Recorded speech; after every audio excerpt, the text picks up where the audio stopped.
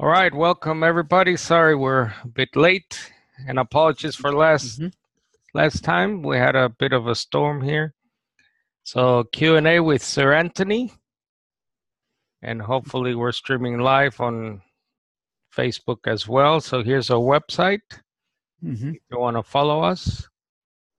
And we'll get started since we're running a little bit late. Yes. So Anthony, you want to start us off? Yes, you might wonder, why do we do this Q&A? It's a sense of the mass confusion that I think seems to have struck denominations. We're supposed to have one faith, and what I see is thousands of them. And some of the questions are really good that come in, but I think others show that people don't know really what the kingdom of God is. They don't know who God is or Jesus, not with any clarity. I didn't in my Church of England days. That's 60 years ago. So what we're attempting to do is to get at the basics, the simple things. You can only misunderstand so many words before you understand nothing. If you think that the USA means the United Stamp Association, you're going to be lost in the lecture, or the University of Southern Australia. That's going to be very confusing. We must define the gospel. I put this thought to all of you very intelligent listeners out there. Is your pastor talking about the gospel of the kingdom? If you search through the various sites, do you find the phrase gospel of the kingdom? I don't mean gospel vaguely. I don't mean kingdom vaguely. I mean the gospel about the kingdom of God, Mark 1:14 and 15. If you haven't got that as your basis, most likely you're not understanding the Bible very well. That's my suggestion. All right.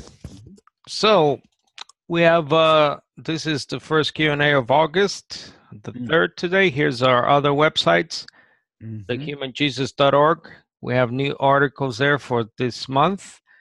A quote or an excerpt from Incarnation by Torrance, and an interesting little book called Trinity Doctrine Error by a Jewish writer called Gerard Segal. And the quote from Anthony's Jesus was not a Trinitarian. So check this out. And you have other memes here as well to look at. So also you can check out the Christ Enemy website. Let's see if I can bring this up. So Christ Enemy is the other website that we have new articles for. ChristEnemyLove.com, a subject that's very important. This is all about Christian living and how we should behave as kingdom people. And some interesting articles there by a new friend of ours, Matt Sacra, about abortion and voting, and from Tracy Z, about loving the enemies and so on. So please check those out. Let us know. Any feedback appreciated. So anyone watching on Zoom, we're going to go through questions first. We get through the week. And anyone who's new here can ask Sir Anthony after we're done. Just post it on his Facebook if you're on Facebook, or on Zoom if you want to interact with us. There should be a little hand button at the bottom of this Zoom screen. You can click that as we go along, and I'll know that you want to talk to Sir Anthony. Okay, let's go to the questions. All right. What does the term last days mean? Can it mean the end of the age? So we have some verses there, Acts 2, Hebrews 1. So let's have a look quickly at those. Yes, let's put them up individually so we can tackle each one. So Acts 2:17, it will come to pass in the last days, God says, I will pour out a portion of my spirit upon all flesh. So this is the scene at Pentecost. Is last days there to be the end of the age, or how do you understand that? Well, it's in messianic times. We have to think as Hebrews. Half the time we're trying to pick and tear apart what shouldn't be torn apart. That's simply from Joel. And the last days would be messianic times. Now, messianic times was certainly evident in the ministry of Jesus, certainly very much evident in Acts when the Spirit is poured out, and even more so in the future. So we don't want to try to divide everything up mathematically. That leads to difficulty. So last times is a little bit of a flexible term. Certainly Joel refers to the last times as the times of Messiah. But the times of Messiah began with Jesus on earth. It continued when Jesus left and he was replaced then by the Holy Spirit, which was sent from God.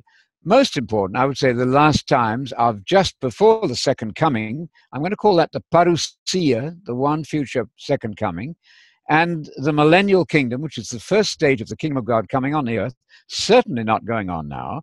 All of that is last time. So one has to really pick a verse especially and say, what is it here? Here it's messianic times.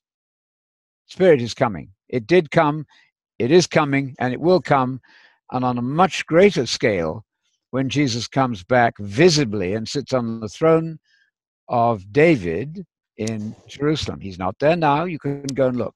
So the kingdom of God has not yet come in its messianic full sense yet.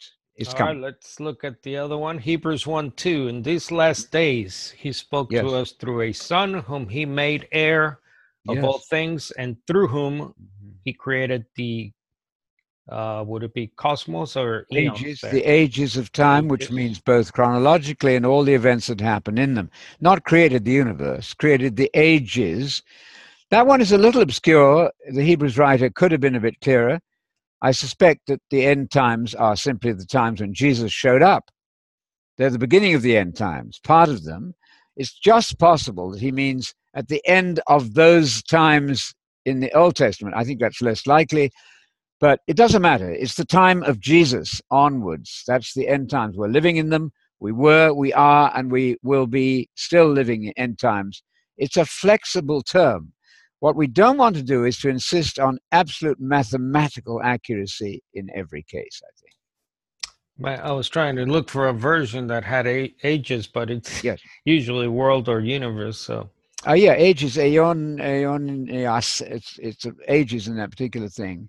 James 5:3. Your gold and silver have corroded, and their Yes. corrosion will be evidence against you, and will eat your flesh like fire. You have laid up treasure in the last days. Yes. Well, these are the last days. They have been since the time of Jesus onwards, even Jesus in his ministry on the earth, and very much from Acts onwards, and especially the days just prior to the future second coming. And the last one, 1 Peter 1:20. Yes. He, Jesus, was foreknown before the foundation of the world, but was made manifest in the last times or the last days for your sake. Absolutely. For your sake. Well, obviously, that's from the time that Jesus showed up, begotten in the womb of his mother, began to exist. That's when Jesus showed up. So that is the last days in one sense. The last days are continuing, and they're very much intensified, I would say, close to the second coming, which is in the future, the one parousia, and very much then during the millennial kingdom and subsequent ages. Those are all final times, have to be specified verse by verse. It doesn't actually matter as long as one understands that Satan is now the god of this age. Jesus has been elevated to the highest supreme position in the heavens. That's true. But that's only, as they say in theological terms, de jure, not de facto. Legally speaking, Jesus is in charge of everything. In fact, Satan is the god of this world. He's ruling the entire world, according to 1 John 5:19. So how do you blend that? You have to think through that. Jesus is ultimately in charge of everything, even now. However, the devil is being allowed a very great deal of scope until he's bound so that he can deceive the nations no longer. That's Revelation 20. When he's bound so that he can deceive the nations no longer, guess what? He will not be deceiving the nations. But right now, these are very key verses. Revelation 12:9 says that Satan is currently deceiving the entire world. You cannot be reading book with a certain name and not reading the same book at the same time. That's sheer contradiction. So if you've any question about our mill versus pre-mill, you can settle it right now. According to Revelation 12:9, Satan is currently deceiving the entire world. That's what it says. According to Revelation 20, he will be bound and put in the abyss so that he can no longer deceive the nations. If you don't understand that those are two different periods of time, then get busy on that, because it's very straightforward, very easy. All right. So, yeah, in reference to, so now and again, we get a false prophet, you know, saying the last days, these are the last days, and the end of the world is April, whatever. So when they're talking, it depends on the context of last days, as in Jesus is coming back in a month. Yes. Or that's right. So, all right. So we'll move on. We have one hand raised, so we'll get to Solomon and his wisdom. Yes. Someone called Solomon here, so we'll get to that. I see your hand there. So welcome, Daryl Williams. Good to see your name. Yes, I know the name. If you have any questions, let us know. So first, we're going through some questions we get to during the week. Okay, if we take the Sabbath to be an everyday occurrence, then when is it where Christians are supposed to rest? Well, we're enjoying a Sabbatism, according to Hebrews. What is wrong is to insist on a weekly seventh day by obligation. I'll tell you why that's wrong. Again, let's keep this simple. Paul only mentions the word Sabbath one time in the letters, and that's in Colossians 2:16. This is very straightforward. Don't let anybody, Paul says, take you to task, tell you what to do, either in food and drink or in holy days, new moons, and Sabbath day, the Saturday. Now, the Greek is plural there, but you're going to have to look at that. It actually is singular in meaning.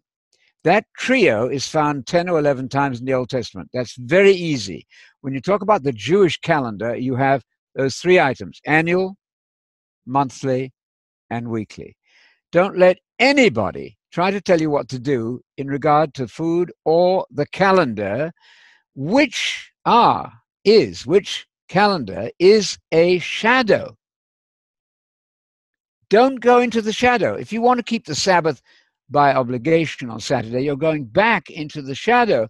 Please note the contrast.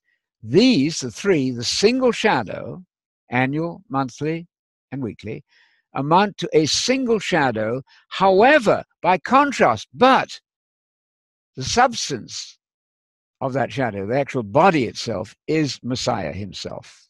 That should be clear. It's a warning not to go back into the Jewish calendar, because you're taking yourself away back into the old covenant. That's not going to do you any good. So Paul is impassioned there. I don't think that's very difficult. If you've got reams of stuff written on this, it's most likely wrong. Paul is not that complicated. So watch out. Don't let anybody tell you that only the weekly Sabbath is mentioned there, but not the other Sabbaths, the holy days, and the new moons. They're all there, the whole thing. There's no excuse for saying, well, I'm going to just keep the weekly Sabbath because that's not mentioned in the trio. It is. I'm speaking there to Seventh-day Adventists. Bakioki, their leader, now deceased, agreed with me on this point. Paul is talking about A, B, and C. This is the way to explain this to your friends. A or B or C.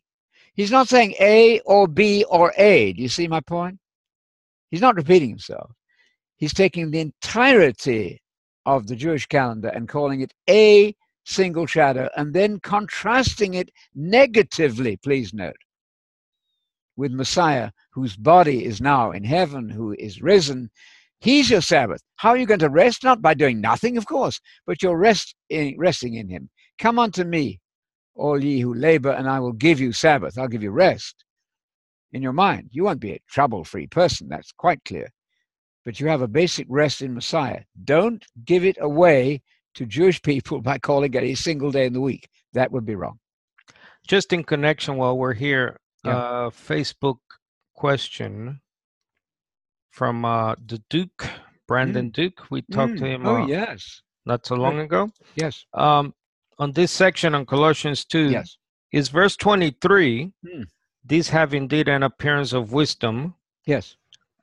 Is this to be connected, or is this referencing verses 17 and 18 as the shadow of something that only has the appearance of wisdom, he says. I would think that's to do with foods. Do not touch, do not taste is the food element here, right? Not specifically the calendar. The calendar is dealt with in 16. There's enough is said about that to make that quite clear. My point is that Sabbath keepers tend not to deal with the contrast. So the later verse is not handling, not tasting, not touching, sounds like rules about food, which are not relevant for you. But the specific mention of Sabbath, holy days, and new moons, that totality of one single shadow is a shadow replaced by the contrast between it and the substance. You get that contrast between shadow, by the way, twice in the book of Hebrews. Don't go into the shadow. You're not gaining anything by that. And don't become a Jew in order to be a Christian. You don't wear tassels to become a Christian. That misrepresents the faith. You may find it wonderfully interesting to wear tassels, but what are you telling the world about Christianity?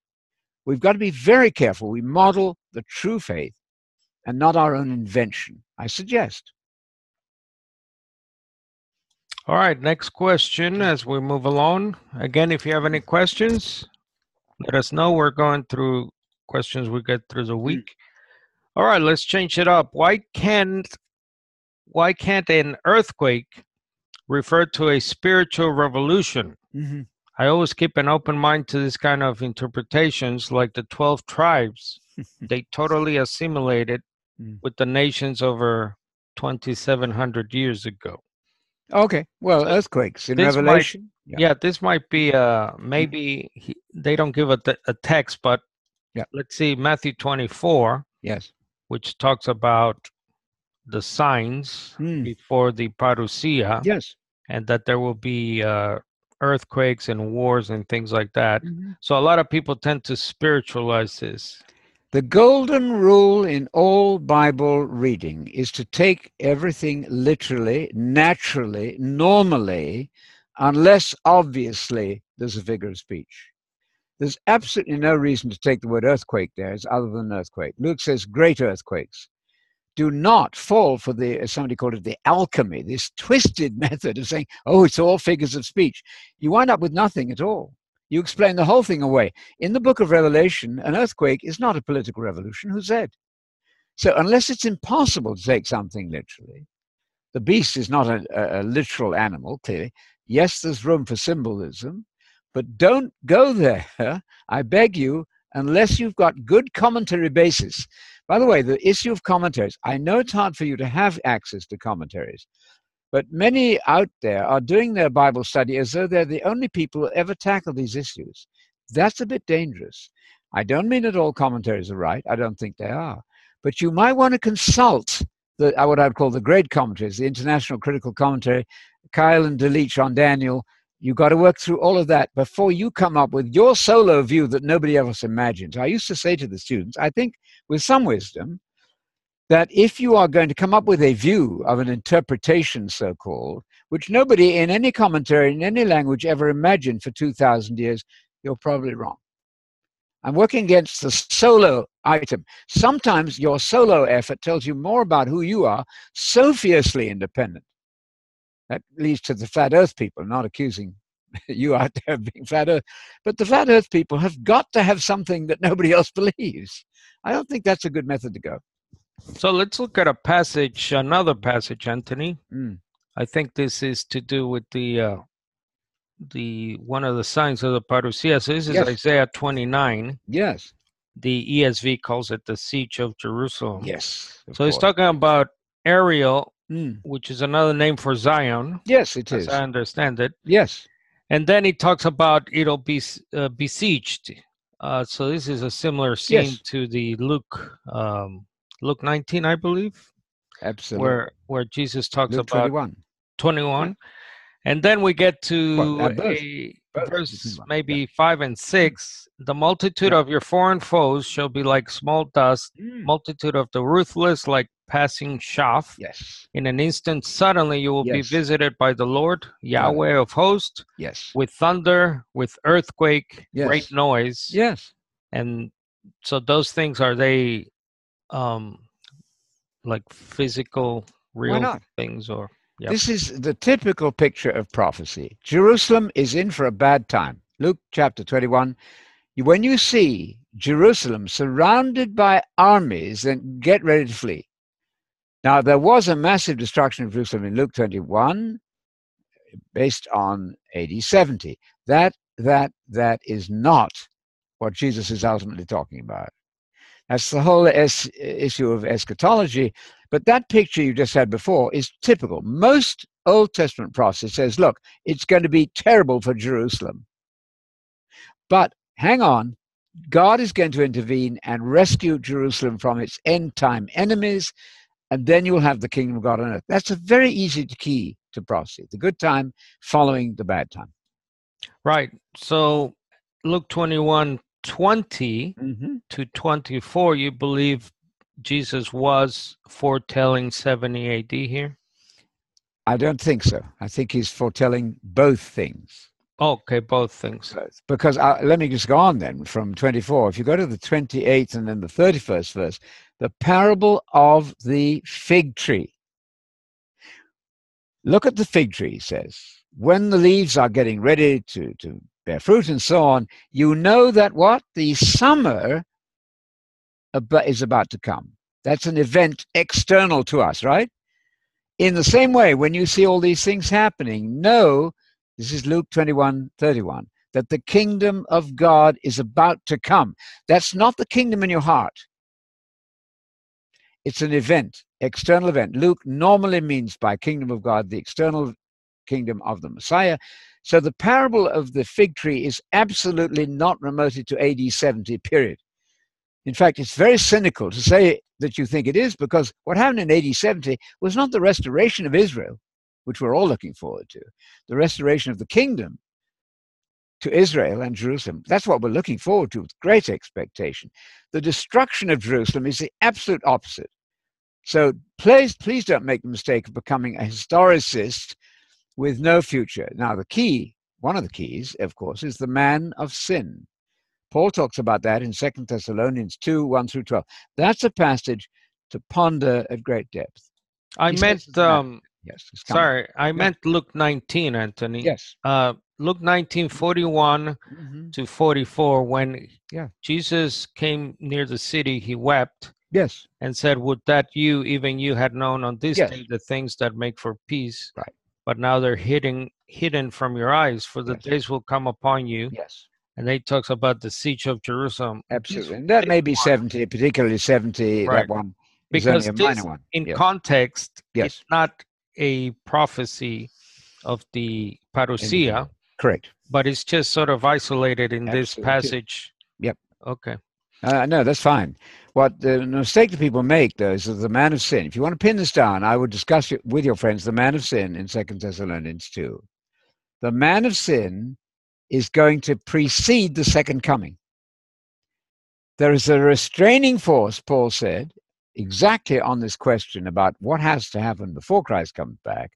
There's a restraining force. Paul doesn't tell us what it is. You can guess. It's an it and a he. I don't know. But only when that restraining force is removed, then the man of sin will make his appearance. And that man of sin has a parousia. He has a fake second coming. And furthermore, he's going to be killed by Jesus at Jesus' parousia. Got it? That's fundamentally clear. That cannot be somebody in the first century. Jesus cannot kill at Jesus' future parousia somebody living in the first century. That just cannot work. All right, let's move on here. One last one, and we'll go to Solomon, who's patiently waiting. Let's see. Let's do this last one, Anthony. Are demons the spirits of the Nephilim? Those are the characters in Genesis 6. Yes. Example, once they were drowned in the flood, their spirits survived. Or are demons just another name for fallen angels?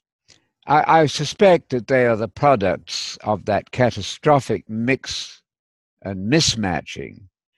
Because, as you say, if you have an angel who is a spirit, an evil angel is still a spirit, mixing with humanity, you've got a spirit immortal element built into that person. So I suspect that they are the products of those marriages. Why not?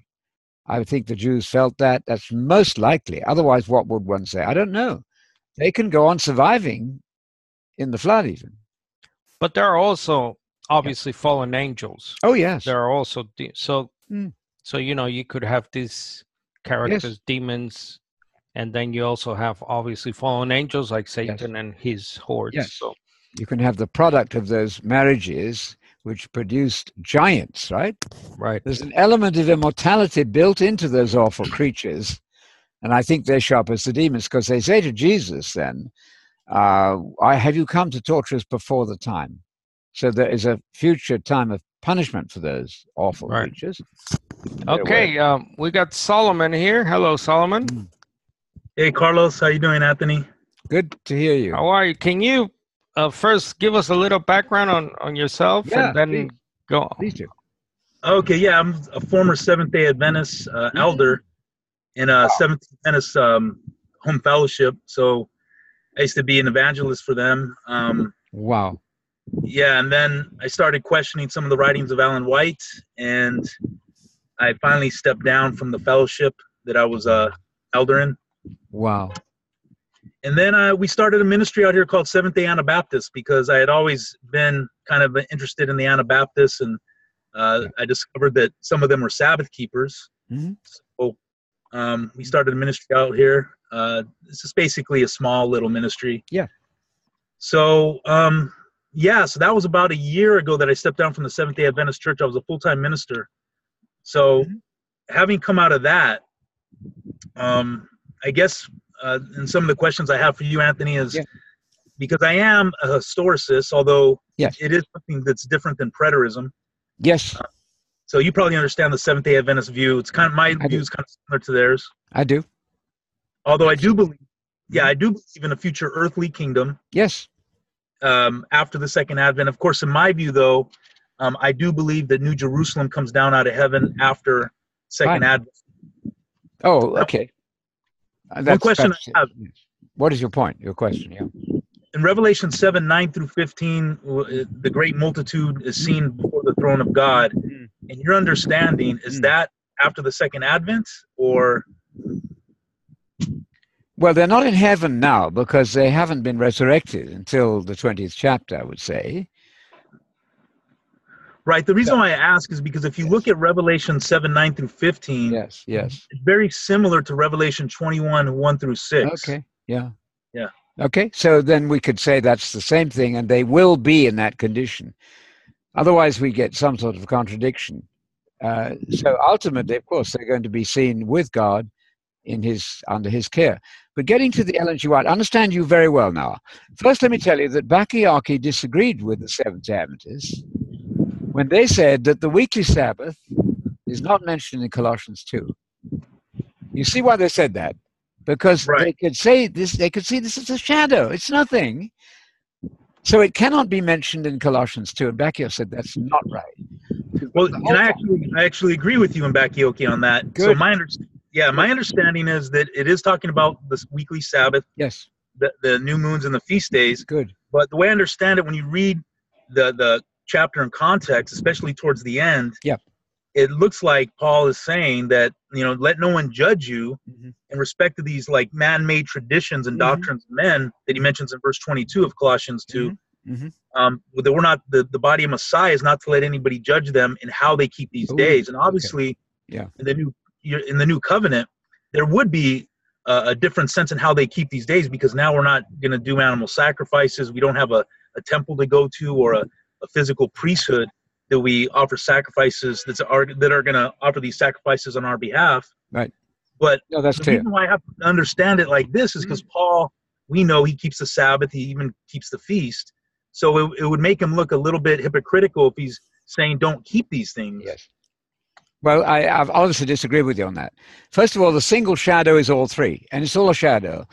The shadow is a shadow, negatively contrasted, and through this thing about let the church of God judge you. Let me tell you from a language point of view, that is frightfully strange. It doesn't say let nobody judge you, but except the church of God should judge you. That doesn't work. language-wise. It's very, very awkward. I would rather take that at face value. These are shadows. Your Sabbath keeping is fine, but you're still observing shadow. Forget it. Move into Christ. And even the holy days which you didn't keep, that's strange. Why not? Why select one of the three? Ellen G. White, I would say. Yeah, well, now my understanding is I do try to keep the feast, so I do believe in them. Now, as far as the Sabbath goes, we and I believe you believe this, that this was sanctified at the seventh day of creation, before sin came into the world, before there was even the nation of Israel. So it was blessed on the seventh day before any of these things came about. So it seems like if we're going to take away that commandment out of the 10, that's kind of arbitrary, just stripping the fourth commandment. Yes. Now, I understand what you're saying, but let me answer you there. 2 Corinthians 11 says the 10 commandments are over. Let me go to 2 Corinthians 11, the Moses episode, writing the law on the heart, on the stones. 2 Corinthians 3, sorry. 2 Corinthians 3, 2 Corinthians 3. 2 Corinthians 3. The whole of the 10 commandments are gone in the letter. The distinction is the law of Messiah as distinct from the law of Moses. So calling it the 10 commandments means nothing, because 2 Corinthians 3 says that episode written in stones is finished. The glory of Moses, forget it. So I don't know why one would keep the Sabbath unless you keep the holy days and the new moons. Are you keeping the new moons? Yeah, actually, on the new moons we do communion. Okay. That's our communion day. Okay. But the law now is written on our heart. But I would think, I use the analogy like this. So if I have a daughter, and I give her a list of rules on paper and I post them on her door, and then one day I just tell her, I said, listen, I'm going to take these down. I just want you to have them in your heart. Now that, to me, I'm still, of course, expecting her that it's actually going to be more dear to her now. She's going to keep them even more. Okay. She's going to keep them in the spirit rather than to just be a list of rules and do's and don'ts. So I've got that. When I understand the law now, the 10 commandments to be written on her heart, the tables of our flesh, I don't see that them being done away with. Now they're more binding, but now God wants us to keep these with the spiritual understanding of what these days mean, what these laws and commandments mean, than just rather keeping them by the letter as some obligatory custom. Let me ask you this question then. If your job requires you to work during the Feast of Tabernacles, are you going to lose your job for that? Well, because, for example, Tabernacles is coming up, I'm planning to take the 2 Sabbath days off. I'm not planning to go anywhere to keep it because I right now don't have a fellowship to go and keep it with, since I'm not an Adventist anymore. Because the Adventist church I was part of, we were keeping the holy days. We were an independent Adventist church. Okay, I got it. But so I wouldn't mind working actually during the days that are not Sabbath days within that feast. I'm open to that. But you're strictly, yes, okay. It's kind of a little bit light, L-I-T-E, right? You're not that tough that you are not doing what it says. Go to a central location, right? Because that's not possible for you. Right. So that's why for me, I'm not dogmatic with people that's why I believe what Paul's addressing in Colossians 2 is don't let these people that are getting to all these outward, these food type of sanctification things and these extra doctrines and commandments, men that are not biblical. Don't let people put these things on you. So I do believe that in Sabbath keeping, and I even tell people that, you let God guide you in how you're going to keep your Sabbath. I'm not here to judge people on how they keep it. But I think in the new covenant, obviously, there's things that we can't do that were old covenant specific, the temple, the priesthood. No, you obviously cannot do that, but you are not to work on the Sabbath according to the law. And I don't. Okay, I meet Sabbath keepers who say, look, that's fine as long as it doesn't interfere with my job. That's a bit strange. That's not Sabbath keeping. So there's a lot of mess here. My suggestion to you is that the whole calendar is gone. It's a single shadow. I would urge you to look at the Greek, get some good Greek experts on side and look at some commentaries to say that don't let anybody judge you on this, but do let the Church of God judge you. That is very bungled as far as language is concerned. I suggest that doesn't work. That was an Armstrong thing, by the way. Well, the problem we have, though, is that Paul kept the Sabbath. It was his custom on the Sabbath to pray and to preach. And we go, this is outside of the Bible, but you go to early church history. It wasn't until we have the church fathers account of Sunday being the Lord's Day, but then we don't really want to go by them because they had some other false doctrines. So, and yeah, then I don't think Paul kept the Sabbath. I don't think Paul can say, look, the Sabbath is a shadow, forget it, move on to Jesus, and then legally keep it. I don't think that makes sense. He would certainly go where the Jews were. We've been through all these arguments. You know them only too well. Well, the new heaven and new earth, we're keeping the Sabbath, so why would it be done away now if we're keeping it in the new heaven and new earth? God sacrifices also in the future. So shouldn't you do that now? I don't think that works out. I'm talking of 50, 60 years now. I can be wrong. When we gave up Sabbath keeping, we became free. Well, God has not cursed us for that. I don't observe the Sabbath. I'll work on the Sabbath. I'll go shopping, whatever. I just don't think that Colossians 2:16 can stand it. I've got this book by Canfield, a Sabbatarian SDA, who said, I gave up Sabbath keeping after 28 years. I'm a language person. I only, from my limited understanding, Paul could not have written Colossians 2:16 to mean Sabbath keeping or new moons is binding anyway. That's well, I wouldn't. Yeah, I don't necessarily think these feast days are binding because obviously part of that was going to Jerusalem on three of the feast days. Yes. I guess what I'm saying is that he's telling them, don't let nobody judge you in how you keep them, because even within a Seventh-day Adventist church, you'll have some Adventists that will judge other Adventists in how they keep the Sabbath. So that's what I think he's addressing is the legalists, those that are going beyond what the Bible says and how to keep it. I get it. I understand you. But Paul didn't actually say that. With great respect, he didn't say, don't let anybody judge you on how you keep it. Didn't say that. Don't let anybody judge you in regard to the three, which are a shadow. Why do I need a shadow, for goodness sake? Well, one thing I wanted to see what you think about this verse in Revelation 11, 16 through 19, in context of the seventh trumpet and the kingdoms of this earth becoming the kingdoms of Jehovah and of his Christ. Wonderful. We see in Revelation in verse 19 where the temple in heaven is opened and you see the Ark of the Covenant. Yes. Showing us that there seems to be, and this is in context of the judgment of the those who are destroying the earth and the reward of the servants of God. Yes. And you see the Ark of the Covenant open. Yes. That's like the 10 Commandments right there. That's the 10 Commandments. I mean, the Ark of the Covenant. In the letter, when 2 Corinthians 3 has told me that those are gone, in the letter, I suggest this distinction. You should keep all the law you can in the Spirit. So please, would you define for me, what's the difference between the Torah of Messiah and the Torah of Moses? What is the difference? Well, what I see in going to the book of Hebrews, I think is good for understanding that, because it seems like we have a different priesthood. The temple's away with, so we have the heavenly temple and we go to our heavenly priest. And obviously Messiah was the once and for all sacrifice. But I don't see anything about holy days being done away with because of the new covenant. I'm talking about Galatians now. What do you think about physical circumcision? Is that binding on you? Well, thank God my mom had me circumcised. No, that's what's medical. We're talking about a religious thing now. Talk about that. Yeah. That is absolutely required for everybody in Leviticus 19. You know that. Foreigners, everybody, to be in the covenant. Now, what do you say about it now? Are you going to require that people get physically circumcised for religious reasons? Yeah, circumcision, I honestly don't know that answer. Okay. I haven't studied it out. Think about that. Paul said, let me give you Paul now. He's very radical. He says, if you get circumcised, don't do it. You'll have to keep the whole law. Don't do it. Would you sit down and tell us one week, what is this whole law which you shouldn't keep? That's Galatians 5:3. Whole law that goes with circumcision. What is that? Which you mustn't keep. Right. I being an Anabaptist, we're really into the words of Jesus. So I do understand that Jesus, in the Sermon on the Mount, did go. There was a revised Torah, so I'm understanding of that. Yes, good.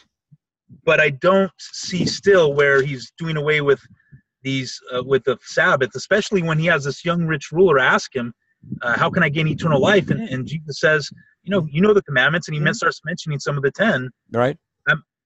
I can't seem to grasp that Jesus would be doing away with the Sabbath within that statement, that he's not including the Sabbath day. I see. If you stayed there, absolutely. But don't forget that Paul said, Jesus said, there's a lot of stuff I can't tell you. I think Paul deals with that. But my sticking point, at the end of the day, I just don't think that in Colossians 2:16, he could be advocating any kind of Jewish calendar. I cannot get beyond that.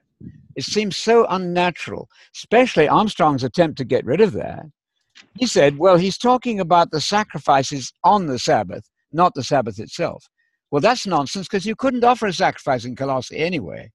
And then he twisted the Greek. Watch out for amateur people in Greek. Let me give you Ellen G. White's big error, if I may suggest to you. She said there'll be nobody left on the earth for 1,000 years. Do you know that? Yeah, that's one of the problems I had with the millennium in heaven, was because I started seeing that wasn't consistent with Isaiah 24, and it didn't make sense, because one of the teachings of Adventism in the millennium is we're going to be in the millennium for 1,000 years. Yes. So it didn't make sense that when it says the New Jerusalem comes down out of heaven and the voice is heard saying God will now dwell with men, and I always thought, well, aren't we already been with him for 1,000 years? No, that's wonderful. You got that right. But you see how crooked that was. I'm not trying to be hard on Ellen G. White, and yet I am. This dear woman, in her controversy book, writes of Isaiah 24, there'll be a few people left. Oh, she leaves it out. Sorry. This is a crime scene. I want you to concentrate on that. She says God is going to devastate the earth, all sorts of trouble, right? Depopulated. Then the text says, and few men will be left. Ellen G. White left that out. Watch out. Yeah. She says she's more than a prophetess. Be careful with the guru. She wasn't that good. Yeah, I've read a lot of her books. She wasn't that good. I've read a lot of her books. I think what happens is that, I mean, in my experience from reading her, she does write a lot of beautiful things. Yeah. But there's definitely some errors. Right. In a lot of things that she. You're not a Trinitarian now, but you were as a Seventh-day Adventist. Well, no, I was actually, as a Seventh-day Adventist, that's how I got out of the Trinity, because the original Seventh-day Adventist church were semi-Arians. That's right. I was a semi-Arian when I was an Adventist. Whatever that is. What's a semi-Arian? What does that mean? A semi-Arian. Well, basically what they believe is that Jesus, before the world began, at some point came out of the substance of the Father. So I'd call that Arianism, roughly speaking. Okay, got it. Yeah, so it's basically a high Arianism, kind of similar to the Logos Christology of Justin Martyr. Yes. Well, the reason why I left Adventism, the primary reason was because I stopped believing in the pre-existence, and that's Alan White's whole deal is about Jesus before the world began, making an agreement with God the Father to come and save mankind. So she actually details conversations he has with the angels and with God before the world began. And obviously, if I don't believe in pre-existence, that really is what led me out. And part of it was reading your book. So I give you credit, because I ordered your book. Okay. And so I said, I'm going to study this out. Yeah. Good. Got it. So that's why I ended up leaving Adventism, was because of the pre-existence issue. Right. We're Anabaptists too. I mean, Anabaptists is a broad term, but we are not Catholics, not Protestants. We're on the side, just like you. I would ask you to look more at Isaiah 24. To say that Satan will be alone on the earth during the 1,000 years is very sinister. When she goes ... leaves out the text which she doesn't agree with. Watch out. She says she's more than a prophetess. Watch out. There may be more evil in that system than yet you've seen in Armstrong. We know it was a disaster. Now. Well, how I understand the binding of Satan is, and I'm a millennialist, but how I understand it is, that's not going to work. We'll debate that one too.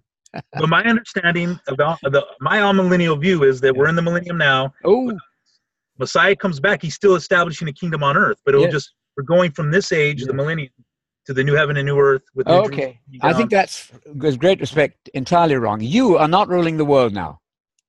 You are not. And in the millennium, you will be. Can you understand that? You are not ruling the world. That's a heresy, Paul said. Don't imagine it. You're not.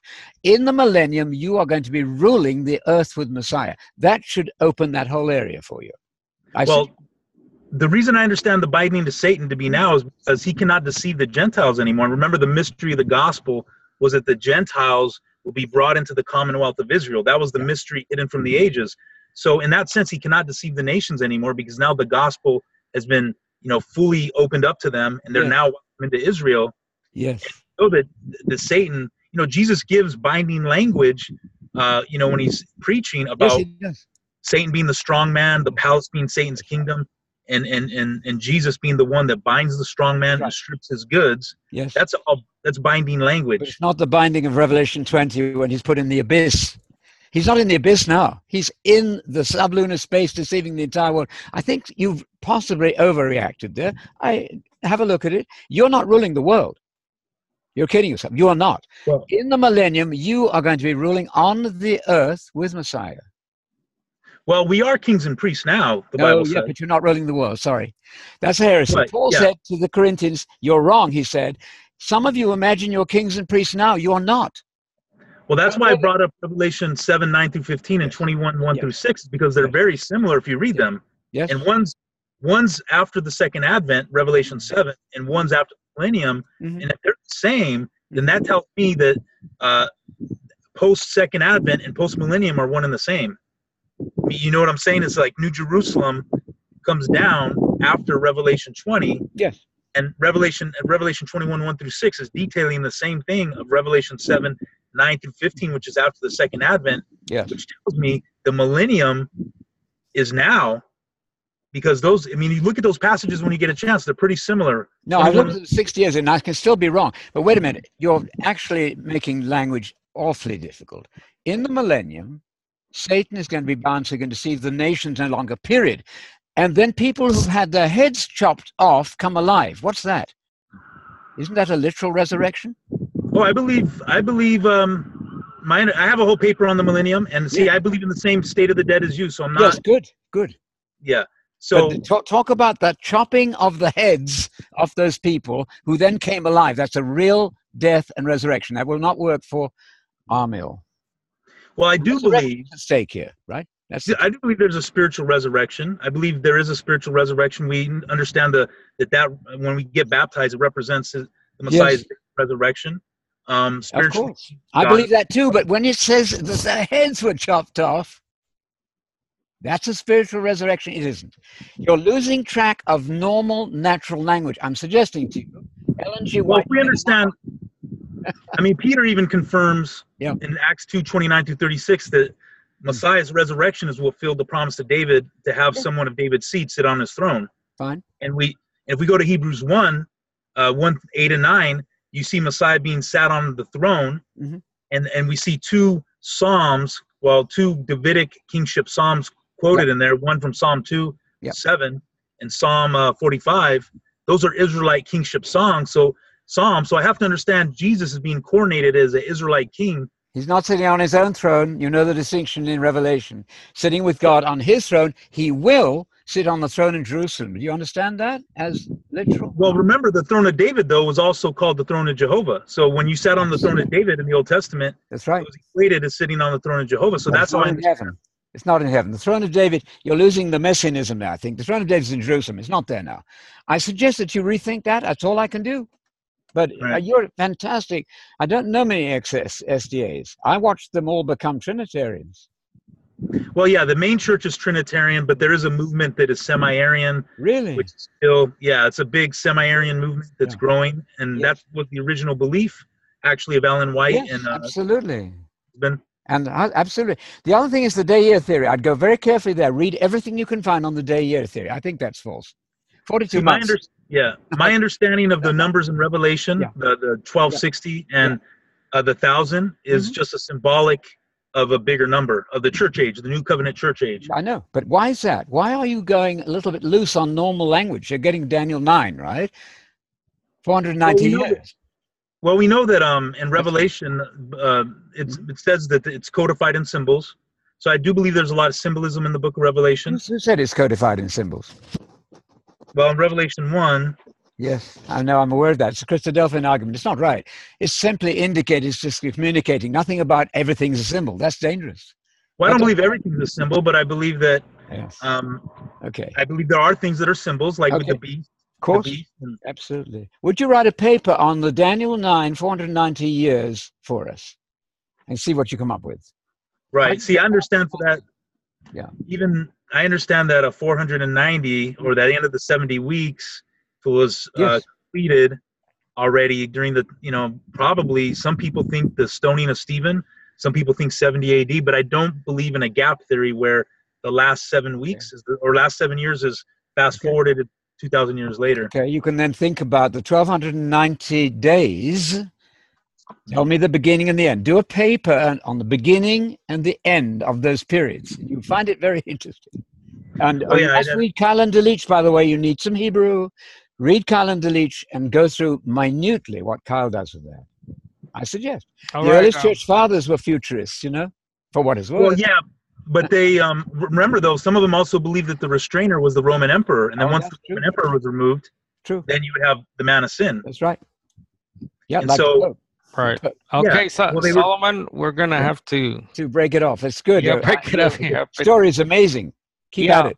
Yeah. All right, you guys too, man. Thanks, Solomon. You for having me on. I'm sorry we couldn't do. We were gonna do a thing with Solomon for next week, Anthony, but I told him we were a bit busy, so that's why I let him have a little time. Well, if he wants to, thanks a lot, Solomon. He's a good student. Yeah, we'll keep in touch. Thank you, guys. You guys have a good day, and we'll talk soon. Absolutely. No, thank you. Right. Thank you. You're welcome. Bye. Bye. All right. So that is Solomon in sunny. Oh, hold on, Solomon. Let me just get you out of here. Yeah. In sunny California, as you saw there, the sun. Here we're in Atlanta, Georgia, so it's almost it's a bit dark, but Solomon's a good guy. Thanks, Solomon. Very interesting. Just quickly, Anthony, on this little thing, I got a comment here on the Facebook. How does the law apply to those it was not given? The law was given specifically to the nation of Israel, and Gentiles who joined themselves to that nation via circumcision were required to keep it in the covenant. So that's well, the question is Jesus. Comment there. Jesus said clearly, not a jot or a tittle will pass from law. So if you are united to Jesus, you're going to do what Jesus does. Right. Clear? So the idea that somehow Jesus keeps the law and you don't. Obedience is everything. But the question is obedience to what? Jesus himself contradicted the law in the letter. He says, not a jot or a tittle will pass from the Torah until all is fulfilled. That word is fulfilled. Tell me about Jesus and divorce. He changed it. How can you do that? He said Moses was temporary on that point. Talk about other things that Jesus changed, like the food laws in Mark 7. So the key here is you have to keep the Torah of Messiah in the spirit, but not in the letter. Circumcision in the spirit, absolutely. Physical circumcision in the letter, absolutely not. Jesus said there were people who didn't keep the Sabbath, even in the Old Testament time. How much more there are people here who are not bound by the Sabbath, but we spiritually are. So the key to this whole thing is the Torah of Messiah that Paul was under, and the Torah of Moses that Paul was not under. That will, I think, solve all problems. And just lastly, quickly, Anthony, let's see, the Duke, Brandon Duke. Yes.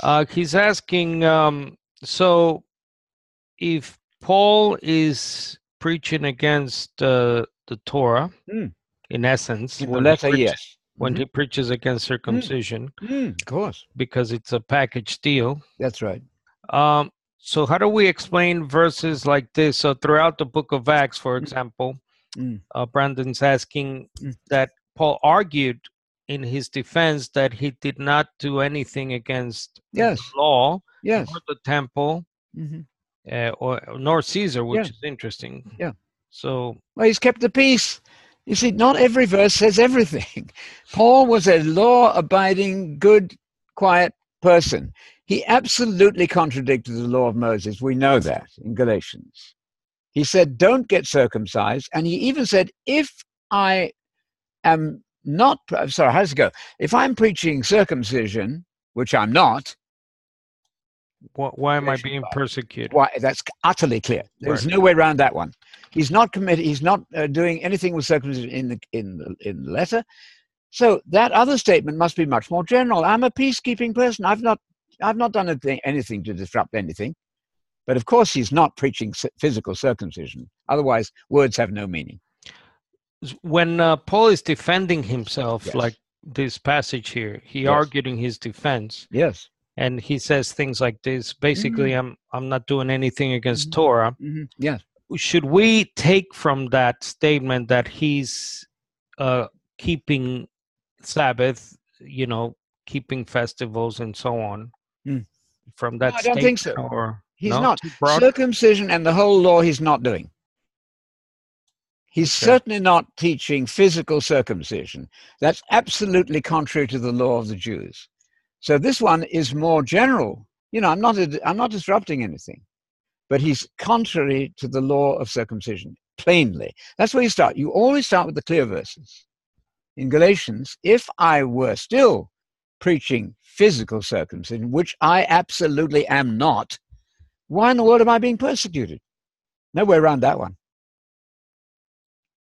So that's where I start. All verses that are clear dominate, or should, I think, win over the others that are a little bit more manipulable, if you like. But it's still difficult, I agree. I see the point. Yeah, that's a broad statement there in Acts 25, isn't it? Because he throws in Caesar. I'm not doing anything against Caesar. Yes. But in a way he is when he's preaching the King of Israel, the Son of God, Messiah. That is very political, isn't it? That is very political. So he is doing something against Caesar. I think he's not a rabble rouser, is about what he's saying there. He's very diplomatic. Well, yes, absolutely. Yeah. But I cannot get around Galatians chapter 5, verse 3. Or 11. Or verses like this. I'll just put this one up about circumcision.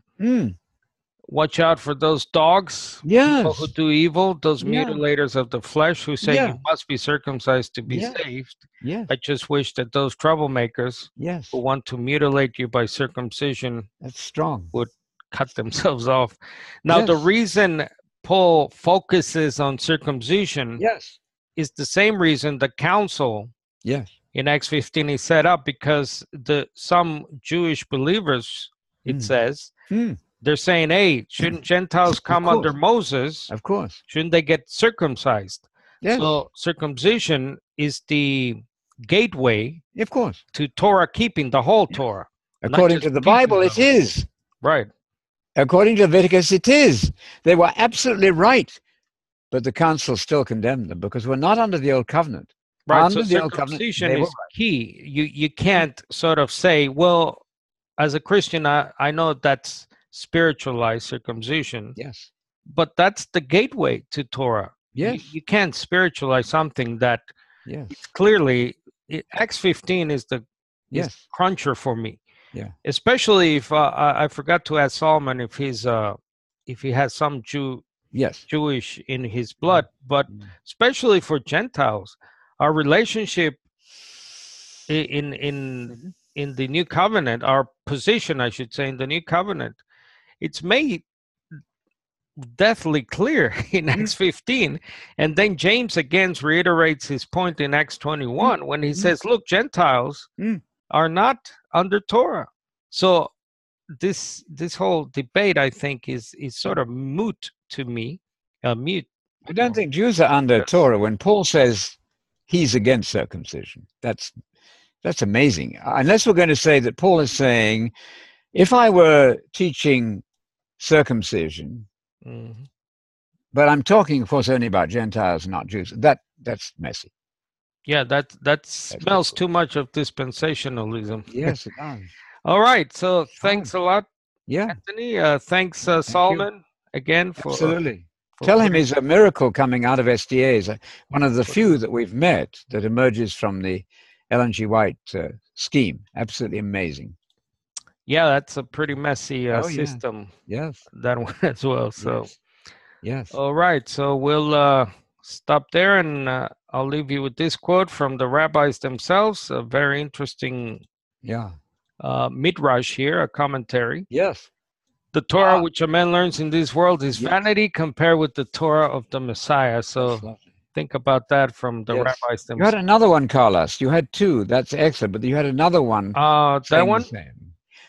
Yes. Rabbi Hezekiah said in the name of Rabbi Shimon Bar Zabdai, all the Torah which you learn in this world is vanity compared with the Torah in the world to come.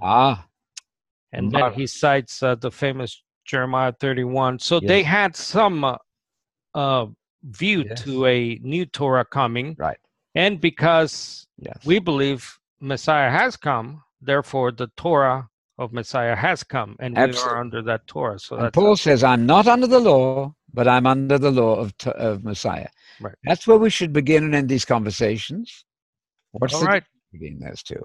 Thanks, Anthony. Thanks, everyone. Okay. See you next time. Bye.